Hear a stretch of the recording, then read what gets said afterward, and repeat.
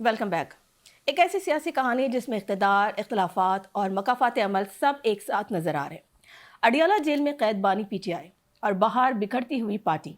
ये महज इत्तेफाक है या सियासत का वो सूल जिसे कारमा कहते हैं? एक तरफ अपने ही रुकन कौमी असम्बली शेर अफजल मरवत अपनी ही जमात की नामजदगी को अदालत में चैलेंज करने जा रहे हैं, और दलील वही जो कभी बानी पीटीआई ने नवाज शरीफ के खिलाफ दी थी जब साकिब निसार साहब के फैसले ने सियासी बिसात बदल दी थी। सवाल यह है कि क्या तारीख खुद को दोहरा रही है? दूसरी तरफ खैबर पख्तूनख्वा में पार्टी के अंदर बगावत की बाज़गश्त सुनाई दे रही है।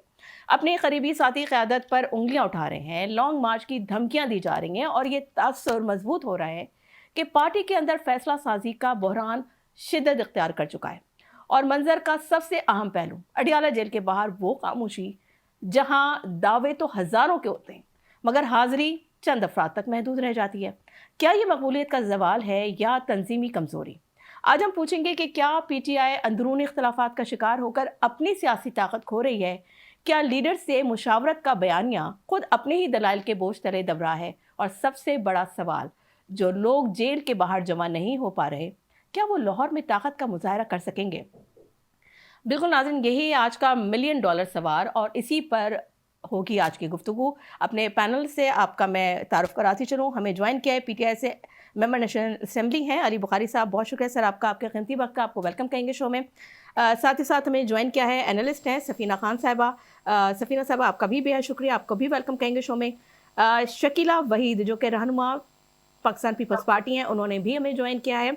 और पीएमएल-एन से मेंबर नेशनल असेंबली खादिम अली यूसुफजई, आप दोनों मेहमानों को भी वेलकम कहेंगे शो में। बहुत शुक्रिया आप लोगों का, आपके कीमती वक्त का। अली बुखारी साहब, चूँकि बात आपकी पार्टी की हो रही है तो गुफ्तगू का आगाज़ भी आपसे ही कर लेते हैं। आपके अपने एमएनए जो शेर अफजल मरवत साहब हैं, वो अदालत जा रहे हैं और वही मौक़िफ़ लेकर जा रहे हैं जो आपकी क़यादत 2018 में उन्होंने नवाज शरीफ के खिलाफ लिया था कि एक सज़ा याफ्ता शख्स सियासी फ़ैसले नहीं कर सकता। तो आज बानी पीटीआई अडियाला जेल से वज़ीर आला की मंजूरी कैसे दे सकते हैं? तो क्या वाकई ये कारमा है आपके दरवाजे पर आकर खड़ा हो गया है?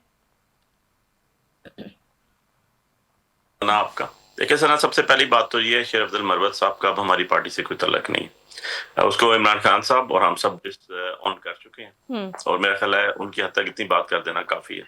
ये दूसरी बात, वो पिटीशन कर रहे हैं, कोई भी कर सकता है, जाएं दिल का शौक पूरा कर लें अपना। जो पिज़राई उनको मिली, जो इज्जत उनको मिली, जो उनको शोहरत मिली, वो इमरान खान के नाम के साथ थी, और आपको पता है कि इमरान खान साहब के नाम के साथ जब उनका नहीं रहा तो खत्म भी होगी। और अब बात रहेगी कि वो जाते हैं नवाज शरीफ के केस की। अब लीगल अगर आपने बात किया तो लीगल बात तो बड़ी सिंपल सी है। नवाज शरीफ साहब पार्टी हेड कर रहे थे, पार्टी चेयर कर रहे थे, पार्टी सदर थे। इमरान खान साहब पार्टी सदर नहीं है। वो आपने अपने सारे प्रोग्राम में अभी तक उनका नाम नहीं लिया। इमरान खान उनको बानी चेयरमैन कहते हैं। आप पे भी इतनी पाबंदी जरूर है कि आप नाम लेने से भी डरते हैं उनका। तो वो नौबत कभी नवाज शरीफ के साथ नहीं आई थी, या किसी और के साथ कभी भी नहीं आई थी। और वो आज भी pattern in chief of the party है। बाकी रहेगी बात जो उन्होंने फैसले किए हैं, किसी भी जगह उनका सिग्नेचर्स नहीं है। लियामीन गंडापुर ने भी खुद रिजाइन किया है, उन्होंने आके खुद वोट भी दी, और सीएम अफरीदी साहब भी बने। सोहेल अफरीदी के बाद सलमान अकरम राजा साहब जनरल सेक्रेटरी हैं, अपॉइंटमेंट्स वो करते हैं। गौर चेयरमैन पार्टी हैं, वो करते हैं, और ईसीपी इस चीज को एडमिट करती है। इलेक्शन कमीशन ऑफ पाकिस्तान सारी चीजें नहीं मानती, लेकिन ये चीज मानती है हमारी। सो ये तो कोई ऐसी बात नहीं है। पहली बात तो ये है कि ना इस पे कोई लीगल होती है। हाँ, आपने बाहर से ला के कोई जज बैठा देना, अपनी मर्जी के फैसले करो, वैसे ही करा रहे हैं वो। उसमें कौन सा कोई उसको दुनिया की फोरम पे पिज़राई हासिल है। अब तो आपको पता होगा कि यूनाइटेड किंगडम के अंदर इंग्लैंड की जो अपनी कॉमन उनकी हाउस ऑफ कॉमन्स है, वहां पर ये चीज डिस्कस हो रही है कि जी इमरान खान साहब की आंख, उनकी बीवी की आंख सर्जरी हो रही है, वापसों को पता ही नहीं है क्या हॉस्पिटल में क्या ट्रीटमेंट हो रही है, पता ही नहीं है। आज कोर्ट के अंदर सलमान सफदर ने ओपन कोर्ट में इस्लामाबाद हाई कोर्ट में जब अलकादर केस के आर्गुमेंट स्टार्ट हुए तो उन्होंने कहा जी 85% आंख उनकी ज़ाया हो चुकी है, उनको नजर नहीं आ रहा। लेकिन सितम जरीफी ये है, जुल्म ये है, जबर ये है, ओके, ना शरीयत मानी जाती है, जो शरीयत मोहम्मदी जिसको कहते हैं कि कैसा सलूक करना चाहिए कैदियों के साथ, ना कानून माना जाता है, ना नेल्सन मंडेला रूल्स माने जाते हैं, ना जेल मैनुअल माना जाता है, और ना अदालतों के जो सो कॉल्ड फैसले हैं वो भी नहीं माने जाते।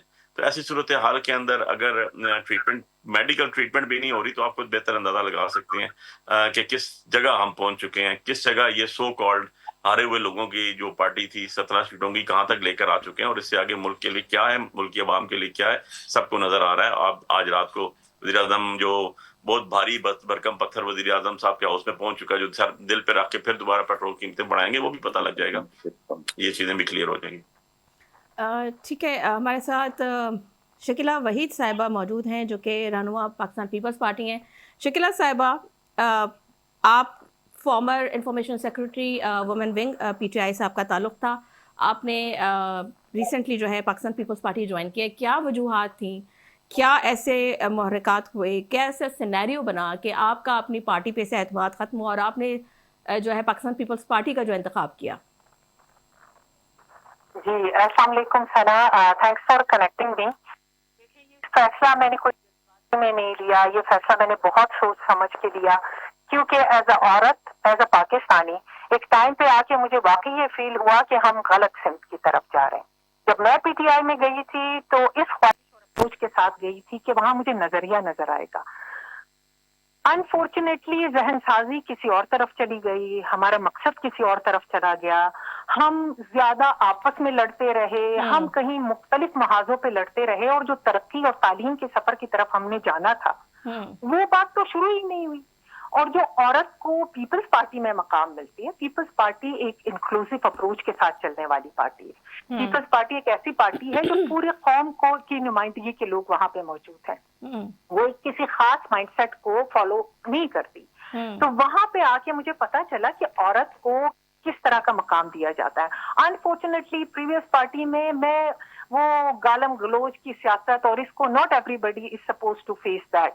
आप यकीन करें कि अब मैं जब यहाँ आ गई हूँ, मैं तो एक मुकम्मल पाकिस्तान के लिए काम करने आई हूँ। मैं बेनजीर और भुट्टो साहब के नजरिए को आगे बढ़ाने आई हूँ, जो शायद और लीडर्स और पार्टीज भी आपको यही बताते हैं। लेकिन कुछ ये है कि वो रवादारी के Pakistan Peoples Party, why not PMLN? देखिए, पीएमएल उनके एन वालों को भी मैं बुरा नहीं कहती हूँ, उनकी अपनी एक अप्रोच है, उनका एक अपना नजरिया है। आई फेल्ट के I am more close to PPP's opinion, क्योंकि इनका जो नजरिया है ना वो एक इंक्लूसिव अप्रोच और रवादारी को और तरक्की की तरफ ले जाता है और औरत वुमेन एम्पावरमेंट के लिए बेस्ट है। तो आपको लगता है कि जो एक गैप आपको नजर आया पीटीआई के अंदर, वो गैप आपको यहाँ पे नज़र नहीं आ रहा और आपको एक ब्रॉडर एस्पेक्ट में आप देख रही हैं कि आप अपनी सलाहियतें भी जो है वो पार्टी के लिए सर्व कर सकती हैं, जो कि आपको पीटीआई में रहते हुए वो आप परफॉर्म नहीं कर पा रही थी, ऐसा ही है? बिल्कुल, आपने सही अल्फाज चुना। शायद मेरे ही अल्फाज को आपने रिप्लिकेट किया, जो बहुत ही खूबसूरती से आपने बयान किया, क्योंकि ये सच है कि मुझे एज अ वुमेन समझ नहीं आता था। हम बहुत सी जगहों में औरत को शेल के तौर पे पेश किया जाता था, बहुत सी जगहों में, और हम मुसलसल जो ओवरऑल वो था वो इसी पे चलता था कि हमने एहतजाज करना है। एहतजाज भी एक्टिविज्म की निशानी है, एहतजाज भी सियासत में जरूरी है, लेकिन there are better things and better things to do for development of our country and for betterment of our people.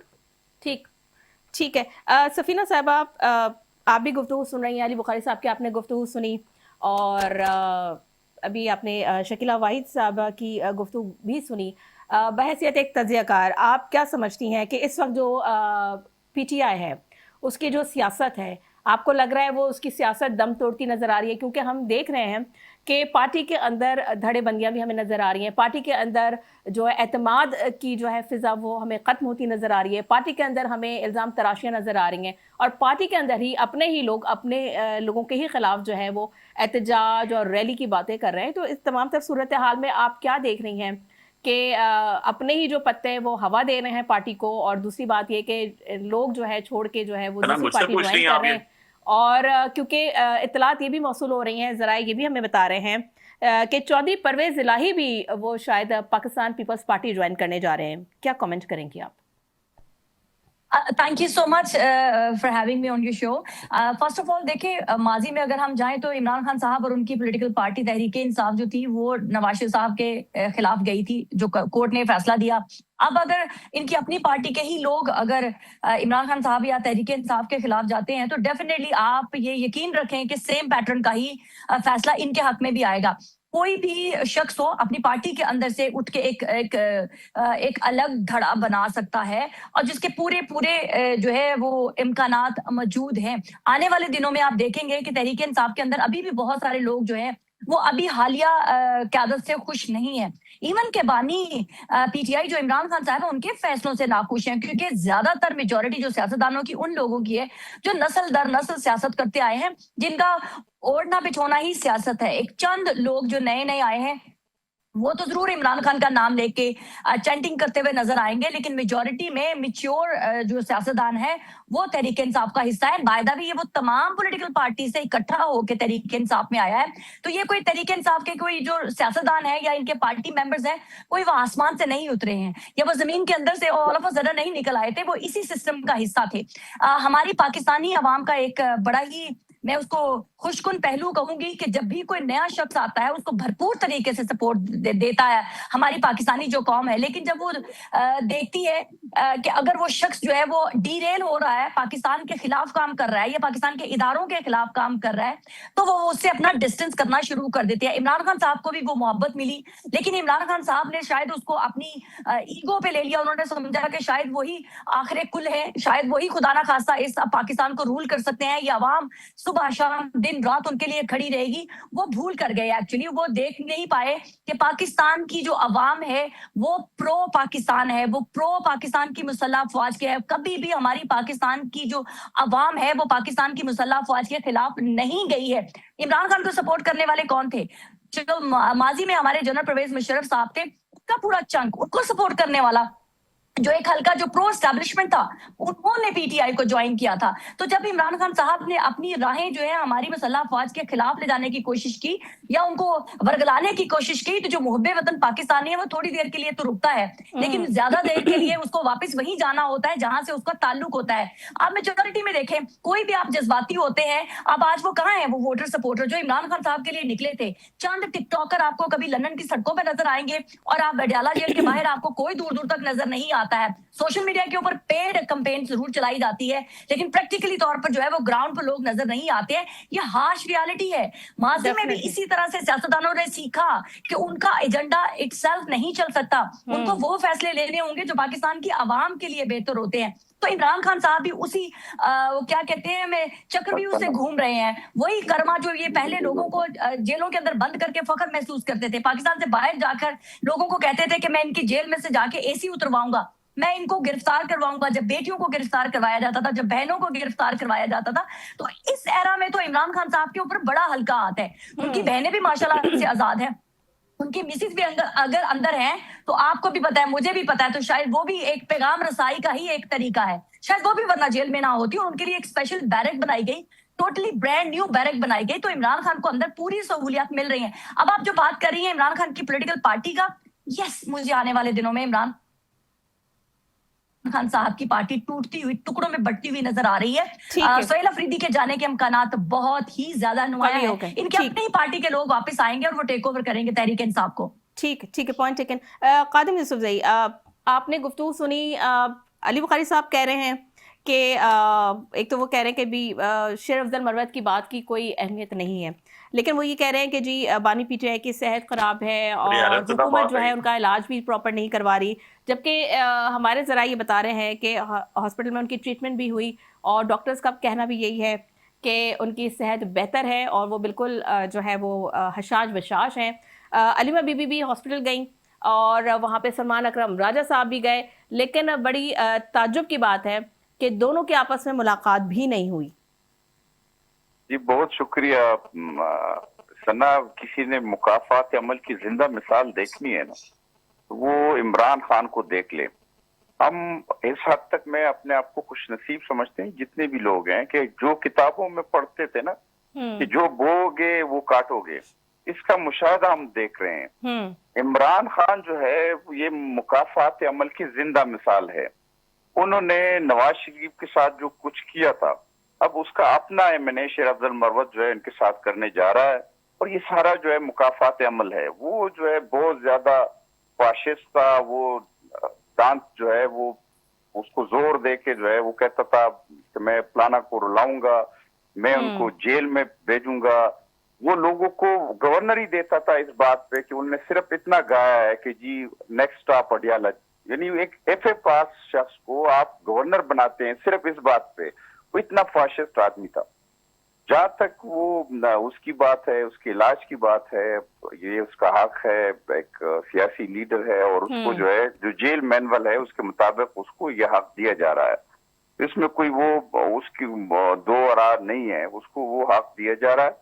और लेकिन जो इसने किया था, जो मुजालिम इसने किए थे अपने मुखालिफिन के साथ, ये उससे ज्यादा हकदार है। लेकिन हम फिर भी जो है हम कहते हैं कि जी जो जेल में आज जो है इनका वकील क्या कहता रहा कि जी वो जो है उसकी बिनाई 85% चली गई है, जी वो बहुत ज्यादा मजबूर है, वो मजलूम है, उनकी जो है उनको जो है वो नहीं दिए जा रहे हैं, हुकूक नहीं दिए जा रहे हैं। वो ये नहीं बता रहा था कि इसने चोरी की, इसने डकैतियां मारी, वो जो है हमारे पास ये सबूत है कि वो ये चीजें जो है हमने लिए थे, कानूनी लिए थे। वो उस कानून पे आ नहीं रहा था उसका वकील।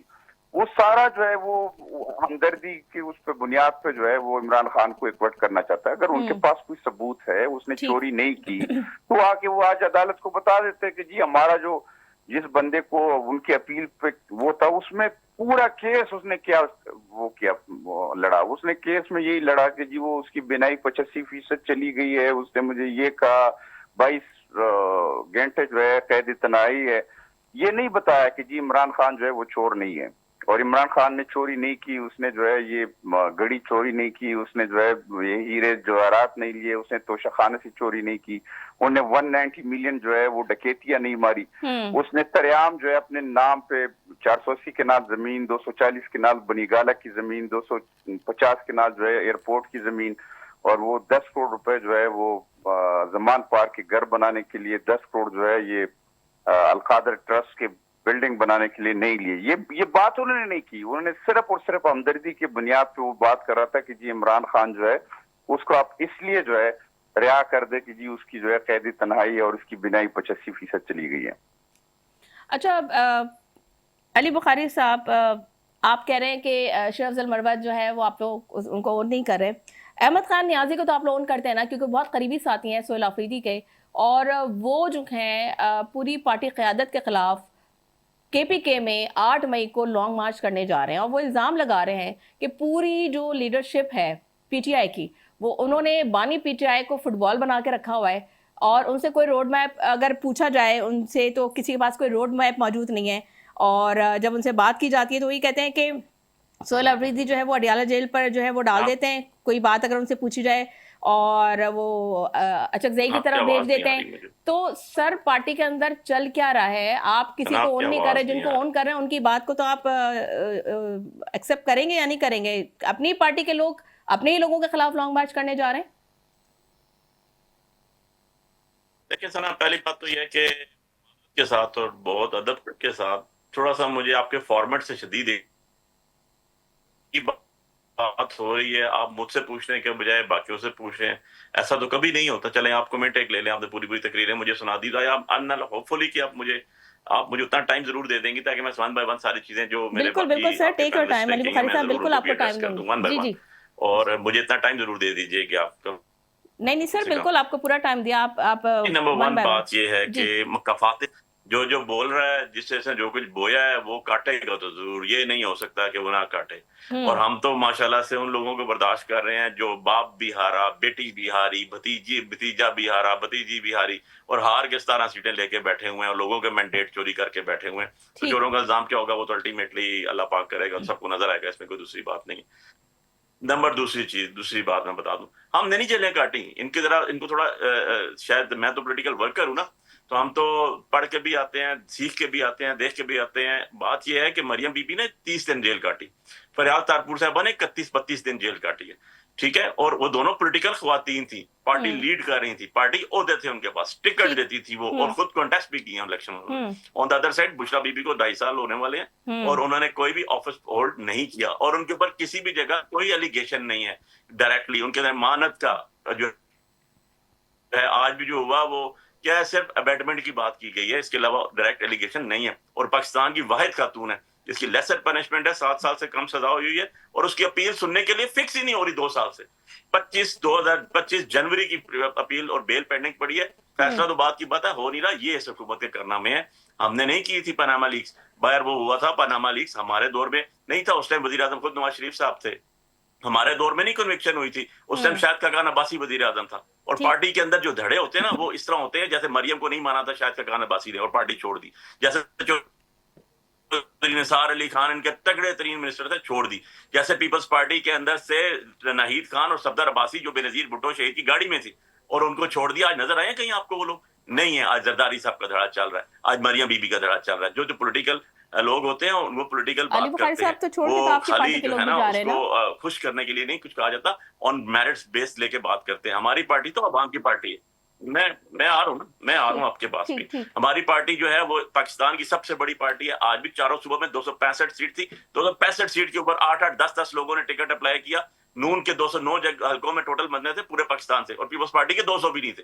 तो इनके पास तो टिकट लेने वाले लोग पूरे नहीं थे, और ये हमें भाषण देंगे, हमें कहेंगे कि आप पार्टी नहीं है। बिल्कुल आपकी मकबूल तरीन पार्टी थी सर, 90% आप लोग के पास मकबूलियत थी।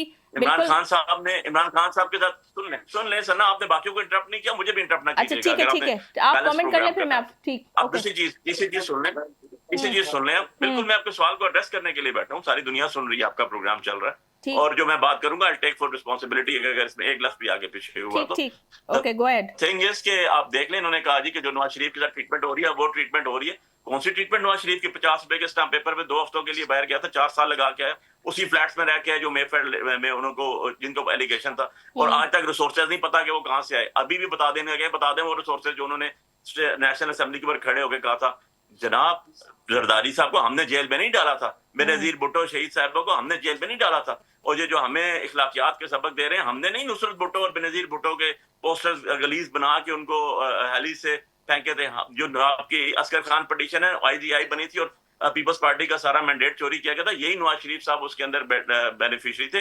जाए सुप्रीम कोर्ट की जजमेंट है, असगर खान पटिशन पढ़ लें जाके जरा उसको। छंगा मांगा हमने नहीं इवेंट किया था, इन्होंने एमपीएस को पैसा देना शुरू किया था। मरी के अंदर जो हुआ एमपीएस रख के हमने नहीं किया था। सुन लें सदी से सुने, मैंने बड़ी सदी से सुनी है की बातें, मैंने बड़ी सदी से सुनी और मैं जो बात कर रहे हैं ना, 8 मिनट से आप बात कर रहे हैं।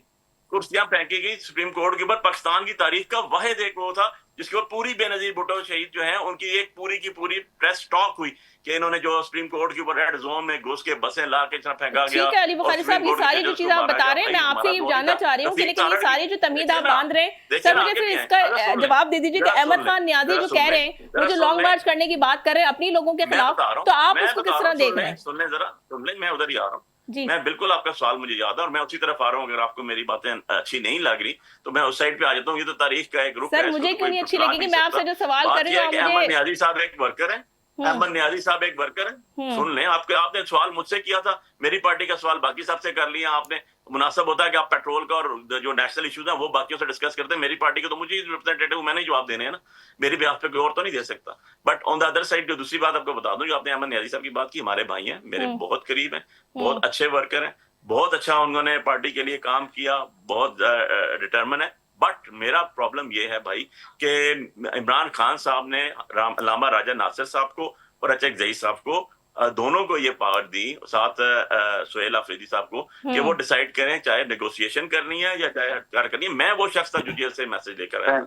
उन दोनों को उन्होंने कायदे अवान हिज़्ब इख्तिलाफ बनाया in the national assembly as in the senate. तो उनका डिसीजन है, हमने उनको फॉलो करना है और उनको लेकर चलना है। और बाकी बात रही, पार्टी आज भी हमारी इंटैक्ट है, आज भी 100 से ज्यादा एमपीएस पंजाब में हमारे बैठे हैं, आज भी जो है पाकिस्तान की सब मौजूद है। लेकिन अडियाला जेल के बाहर जब अलीमा बीबी कहती है कि 10,000 कारकुनान वहां जमा हो, तो सर 15 अफराद भी जमा नहीं होते अली बुखारी साहब। और सुन ले बीबी, और सुन ले, मैंने खुद देखा, मैं उस टाइम प्रैक्टिस में था। मलक रफीक साहब और इजाज बटालवी साहब वकील से मरहूम, दोनों मरहूम फोत हो चुके हैं, एक लाहौर के एक पिंडी के। जब नवाज शरीफ साहब पे बुरा वक्त आया था, कलसूम नवाज साहबा खुद आती थी पीपल्स पार्टी पे। जब जुल्फिकार अली भुट्टो पे बुरा टाइम आया था, 36 कोर कमेटी के मेंबर थे, 32 भाग गए थे और अल्टीमेटली नुसरत भुट्टो साहिबा को खुद आना पड़ा और बेनजीर साहबा उसके बाद टेकअप किया। तो भाई हम तो सारे खड़े हुए, 70 कोर कमेटी के मेंबर आज मौजूद है, आज भी हमारे। ठीक है अली बुखारी साहब, क्योंकि प्रोग्राम का वक्त खत्म हो रहा है ऑर्डर के मुताबिक, और हम 6 के 6 लोग वहां मौजूद। ठीक है, पॉइंट टेकन। खादिम अली यूसुफ जई साहब, आपसे एक लास्ट कमेंट कर दीजिए क्योंकि प्रोग्राम का वक्त बिल्कुल खत्म हो रहा है। मुझे ये बता दीजिए कि ये पीटीआई कह रही है कि लाहौर में मीनार पाकिस्तान में जलसा करने जा रहे हैं, तो क्या हुकूमत उनको इजाजत देगी? और इतना बड़ा ग्राउंड है, क्या आपको लग रहा है वो इतना क्राउड जमा कर सकेंगे जो जेल के बाहर, अडियाला जेल के बाहर 15 लोग इकट्ठा नहीं कर पाए, वो जलसा कर पाएंगे? पीटीआई खत्म शुदा है, ये एक इधर हुकूमत है खैबर पख्तूनख्वा में। मैं इनको चैलेंज करता हूँ, इस हुकूमत के अलावा ये पूरे पाकिस्तान बड़े जोर से ये पूरे पाकिस्तान में जलसा करके दिखा दें। देखिए मैं आपको बताता हूँ, नुसरत भट्टो ने तहरीक चलाई, नुसरत भट्टो ने तहरीक चलाई, ठीक, वो MRD बनाई, उसने एक बहुत भरपूर वो बनाया, ताकत बनाई, वो जमहूरी एक वो बना, तहरीक बनी। जो बेगम गुलसूम नवाज की तहरीक थी 14 महीने तक, मुशर्रफ मजबूर हुआ नवाज शरीफ को बाहर भेजने का। कादिम अली यूसुफ सही आपका बेहद शुक्रिया, और अली बुखारी साहब आपका भी शुक्रिया, सफीना खान साहबा आपका भी बेहद शुक्रिया। माज़ा चाहूंगी कि आप लोगों को बहुत ज़्यादा टाइम नहीं दे पाई क्योंकि वक्त की किल्लत थी और मेरे प्रोग्राम का वक्त भी खत्म हो रहा है। नाज़रीन मुझे दीजिए इजाज़त, अपना रखिएगा बहुत ख्याल, अल्लाह हाफिज़।